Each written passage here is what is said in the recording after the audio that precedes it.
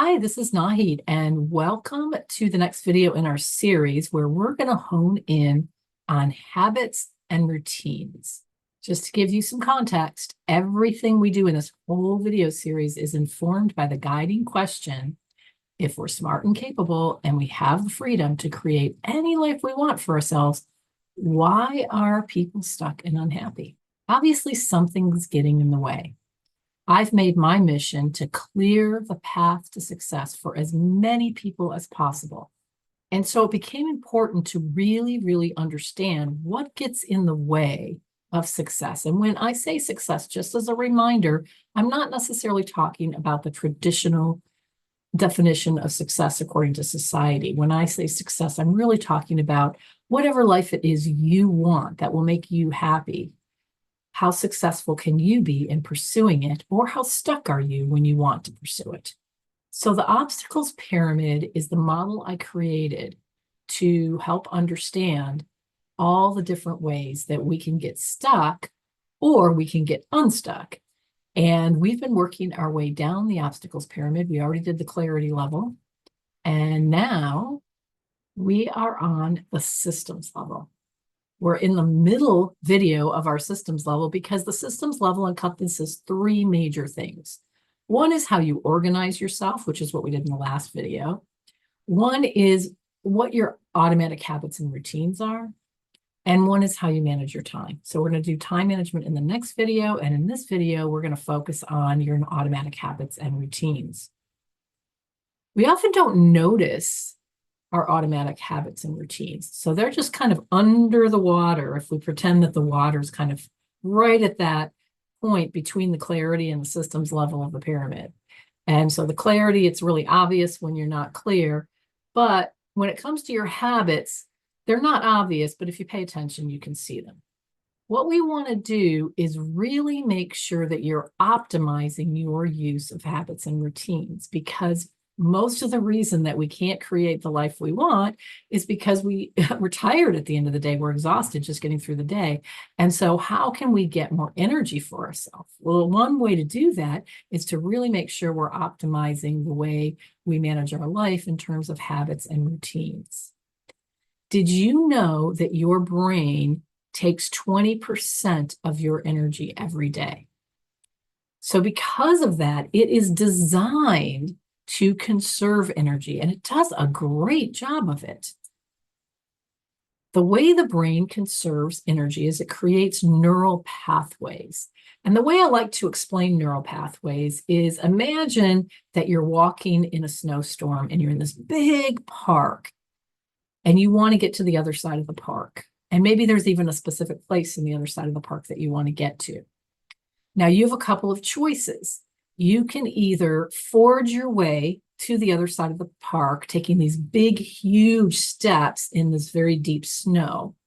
Or if you notice where some other people have walked before you, you could spend some of your time walking in the paths that they've already created. And if you want to conserve energy, where would you walk? Well, probably you would choose the paths that other people have created for as much of your journey as you could. And that's exactly what your brain does. So your brain creates neural pathways that forge deeper and deeper every time you repeat the same sequence of behaviors. And that could actually include thoughts too. So the same sequence of thoughts and behaviors, every time you repeat it, it forges a path, which means that every time you start and you do that same sequence, it'll be easier to do that same sequence until it becomes so automatic that you're not even thinking about it. So your brain optimizes everything you do by creating neural pathways for every kind of sequence of behaviors that you repeat. But you can do that consciously as well if you want. Up to 95% of your behavior each day is automatic, according to neuroscientists. That's crazy. But if you think about it, so much of what we do each day is similar to what we've done on prior days. And the more that we do the same things in the same way, if you think about how I'm talking even, I probably have the same expressions, the same things I'm doing with my hands, the same ways that I string words together, and I don't even notice it. But maybe you notice it if you're watching lots of different people on videos and you're watching my videos. You may notice some of my expressions that are unique to me that I'm not even aware of. So that's what I mean by 95% of your behavior is automatic. You're not aware of it and you're not thinking about it. But how can you leverage this? I mean, we aren't really aware of what that 95% is, but what if we could design what that 95% is? Good example, if you don't believe me, when you drive your car, how much do you think about each step that you do? I bet when you first started driving, you thought about every step. And I don't know if you remember how draining it was when you first started driving a car, because it just took so much of your mental energy just remembering all the things that you needed to remember and coordinate.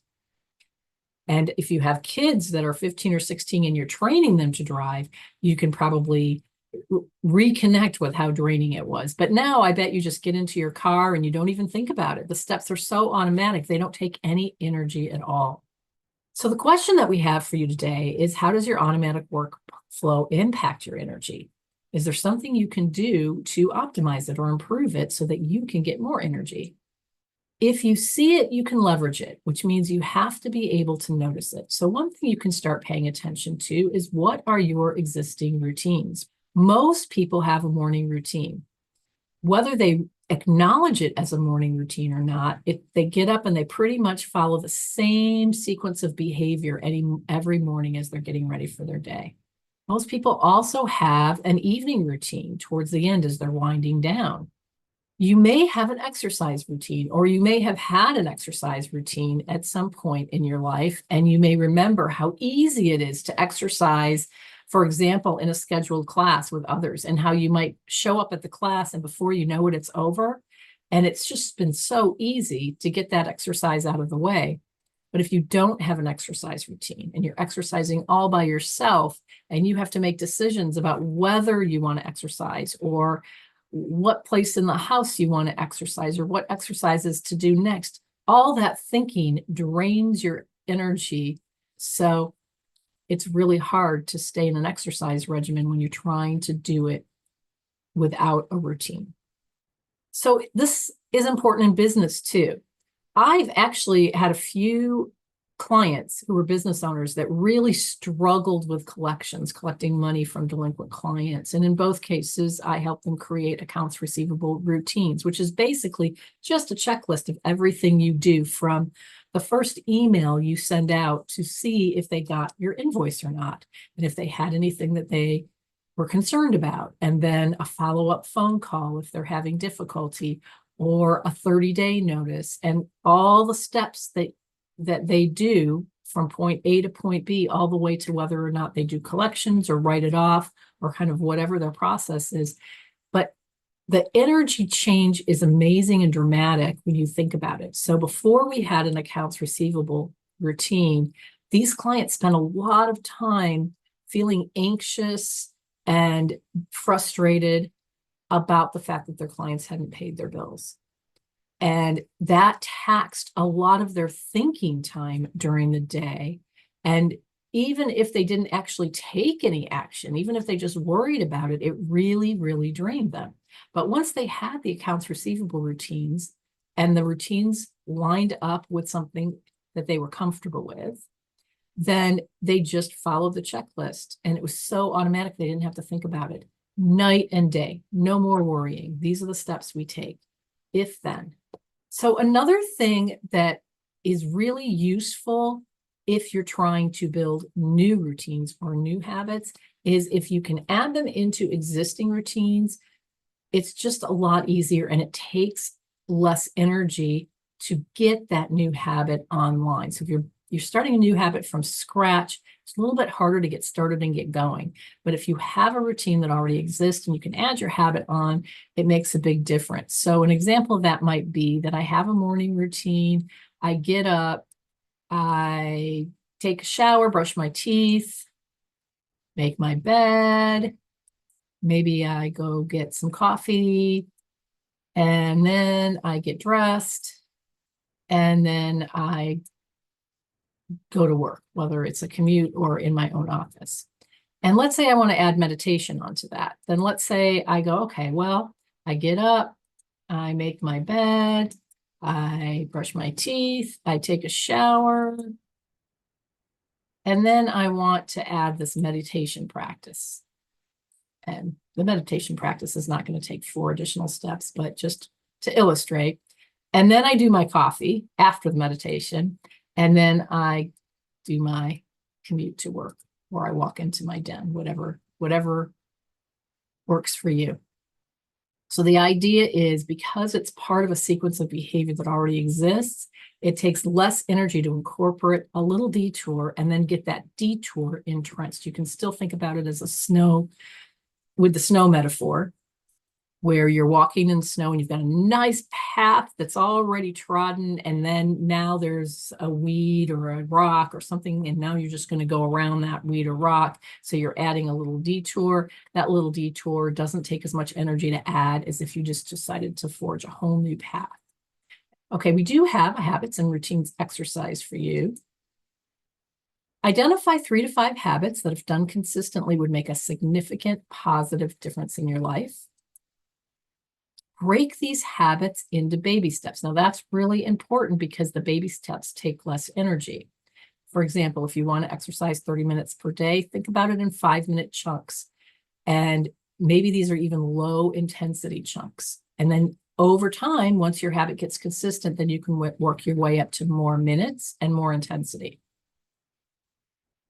Your baby steps should be incredibly easy, and in themselves probably won't make much of a difference. So be careful of that negative self-talk saying, well, 5 minutes of exercise or 5 minutes of practicing piano or washing one dish doesn't make a difference, but it does from a neurological standpoint, right? What you're doing is you're creating the baseline of your habit, and that's the hardest part to create. So it's okay for the things that you start doing to not make a big difference, because what you are doing is making a huge difference in forging the automatic little detour, right? So for example, sometimes when I don't have any energy to practice piano, I just sit down at the piano bench, and that tends to get me going again. If I refuse to even sit down at the piano bench for a month, then sitting back down at the piano bench, even if I don't put my fingers on the keys, helps me get back into it. And then if I sit down at the piano bench and put my fingers on the keys, et cetera, et cetera, et cetera, I can get back into my routine of practice.